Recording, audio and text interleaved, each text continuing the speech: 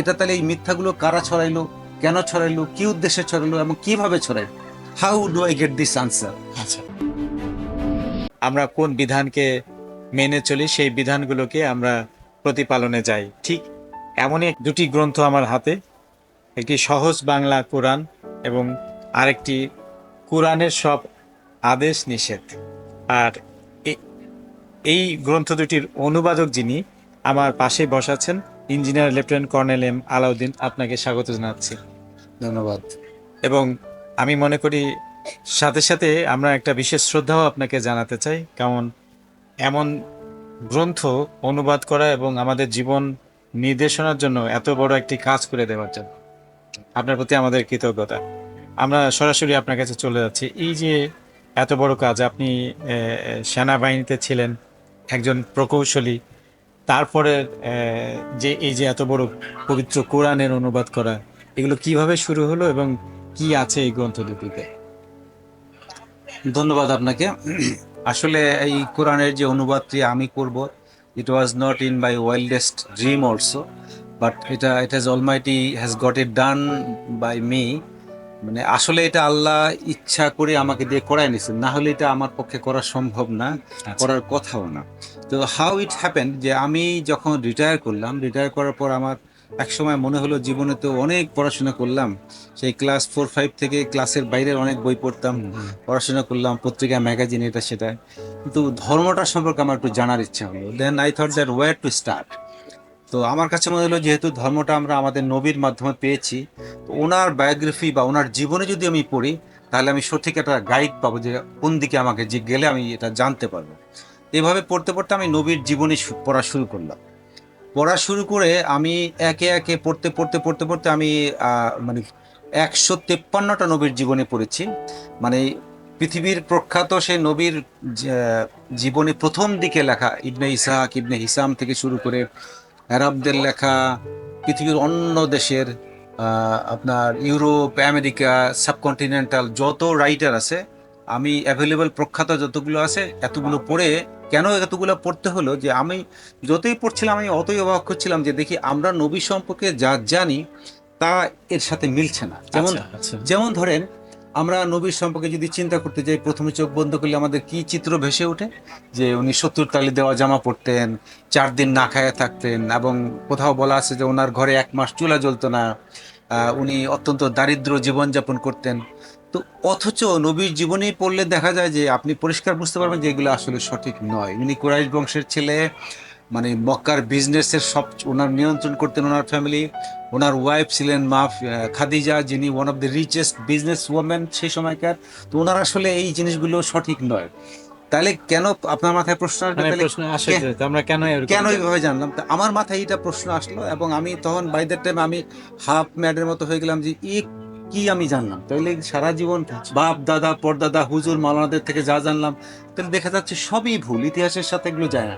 এবং আমি যে বইগুলো পড়েছি সেগুলো সব ওয়ার্ল্ড ফেমাস হিস্টোরিয়ানদের, মানে যারা ইতিহাসের অধ্যাপক, ইতিহাসের গবেষক, তাদের বই কিন্তু।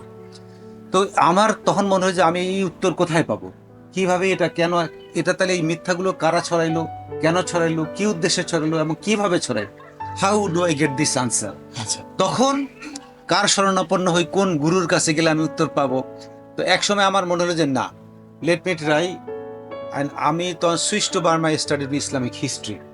এই ইসলামিক হিস্ট্রি আমি ভেরি ইন্টারেস্টিং, আপনি দেখবেন আমি যে ডিগ্রির যে অনার্সের যে পাঠ্য বই, ইসলামিক হিস্ট্রির যে পাঠ্য বই, আমি ওটা দিয়ে শুরু করলাম। আচ্ছা, আচ্ছা। ওটা পড়ে আমি অভিভূত যে ওটার মধ্যেও এমন কিছু লেখা আছে যেটা আমাদের হয়তো সবাই অনেকে পড়ছে, বাট ওইভাবে মাথায় ঢুকে নেয়। এবং ওইটার বিবলিওগ্রাফি ধরে অ্যারাউন্ড আমি 60-65 ইতিহাসের, ইসলামের ইতিহাসের বই পড়লাম। যেমন ধরেন পিকে হিট্টি, স্যার সৈয়দ আমির আলী, মানে পৃথিবীর প্রখ্যাত যারা যারা আছে, ওটা পড়ে আমি তখন বুঝলাম যে how it has been spreaded, মানে এই যে ভুল জিনিসগুলো আমাদের মাধ্যমে আমাদের সমাজে কিভাবে প্রতিষ্ঠিত হলো। সংক্ষেপে যদি বলতে যাই, যেমন ধরেন আমাদের নবী 610 খ্রিস্টাব্দে নবুয়তি পেলেন, এবং 622 খ্রিস্টাব্দে উনি মদিনায় হিজরত করলেন। এই 13 বছর কিন্তু উনি তেমন কোনো অ্যাচিভমেন্ট, প্রায় 70-75 লোক ওনার শিষ্য হয়েছে, আর খুব বেশি উনি অ্যাচিভ করতে পারেননি। এরপর উনি মদিনায় গেলেন 622 খ্রিস্টাব্দে। 622 থেকে উনি 632 উনি মারা গেলেন। He just live for 10 years in Medina.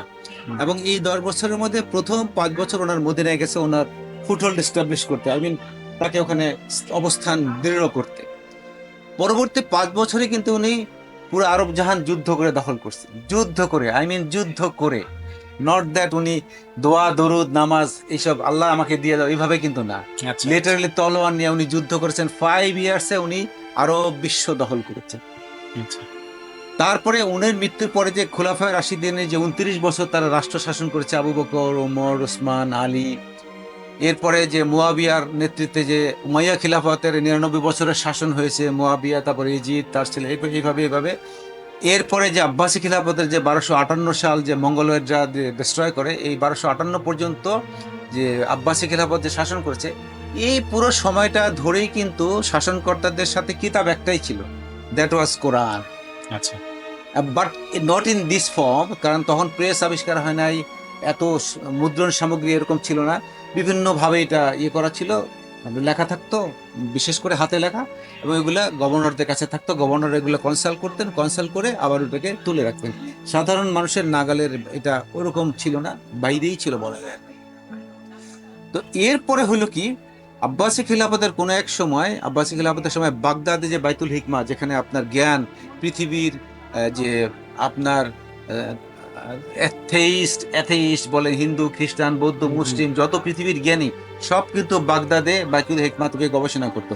আপনি শুনলে অবাক হবেন যে মহাকাশে যে তারকা মণ্ডল আছে, তারকা মণ্ডলের 4 ভাগের 3 ভাগের তারকা মণ্ডল ইন আরাবিক। মানে পৃথিবীর সব জ্ঞানী গুণের ওখানে গবেষণা করতো। আপনার বিজ্ঞান, জিওমেট্রি, এই যে অ্যালজাবরা, অ্যালগোরিদম, অ্যালকেমি, এগুলো কিন্তু আরবদের আবিষ্কার। ওই সময়, that is the golden age of Islam, এই সময়ের পর্যন্ত এটা হতো। এবং ওই সময়ে কিছু কিছু শিক্ষিত লোক খলিফাদের কাছে আসতো কিতাব লেখার জন্য। তারা কিতাব লেখে জমা দিলেই খলিফারা এক পাল্লায় স্বর্ণমুদ্রা আর এক পাল্লায় কিতাব দিত, এই স্বর্ণমুদ্রা নিয়ে তারা চলে যেত। তখন এটা একটা পৃথিবীর সব জ্ঞানী গুণের এখানে আসতো এই স্বর্ণমুদ্রার লোভে, এবং কিতাব লিখে যেত। আপনি আপনি হয়তো চিন্তা করলে বুঝতে পারবেন যে ওই সময় কিন্তু শিক্ষার হার ছিল অতি নগণ্য। মানে একজন সত্য শিক্ষিত কথা, লোক সত্য পাইলে কথা। তারা সোনা দিয়ে মোড়ায় রাখার মতো অবস্থা। তো the whatever this to right, ওটা খলিফারা রেখে এটাকে করতে, এবং ওগুলো দিয়ে খলিফারা একসময় দেখা গেল যে কোরআনটা আস্তে আস্তে অন্তরালে চলে গেল।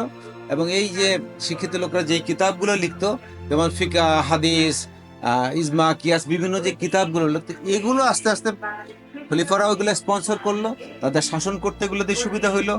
আর কোরআন তাদের আস্তে আস্তে অন্তরালে চলে গেল।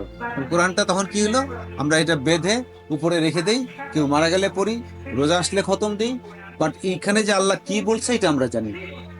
তখন বাহ, একটা গভীর বিষয় আমরা অনুভব করছি যে কোরআনটা আসলে অন্তরালেই চলে গেছে, যে কারণে এখন Absolutely. হুজুরদের কাছে গেল বা কোথাও একটা জায়গায় চলে গেছে। রাইট রাইট মানে দর্শক যারা আমার সঙ্গে যুক্ত আছেন, অপূর্বভাবে আমরা একটা এই আমাদের পবিত্র কোরআন গ্রন্থটি কিভাবে আসলে উপরে উঠে গেল